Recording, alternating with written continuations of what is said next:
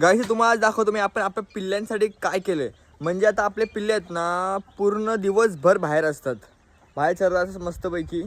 आपण हे केलं, नेट लावलेली पिल्लांना खालती आधी लावलेली, त्यानंतर आपण लावली वरती बघा. आता पूर्ण चारी साईडनी नेट लावले पूर्ण.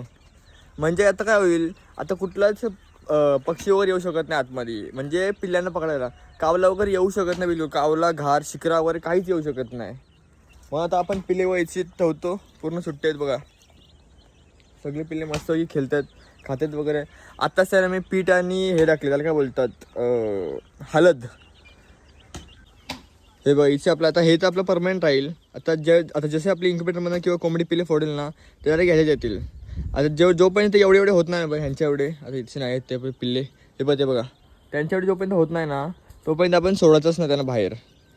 तर इथेच वाढवायचं. मग इथे मस्तपैकी प्रॉपर 400-500 पिल्ले राहतील, म्हणजे एकदम राहतील, मस्तपैकी राहतील. गाईस आता तुम्हाला दाखवतो मी आपली ही पिल्ली आहेत ना. पीठ आहे ना, पीठ असतो ना आपलं, त्यासाठी किती येडे ते दाखवतो थांबा. हे बघ याची पीठ घेतलं आहे. आता पीठ थोडंसं तोडतो आणि कसे खातात बघा, ते पाठी लागतं बघा. ते बघा एका पिठाच्या पाठी किती, म्हणजे एकदम ते येडेच आहेत खाण्यासाठी पीठ.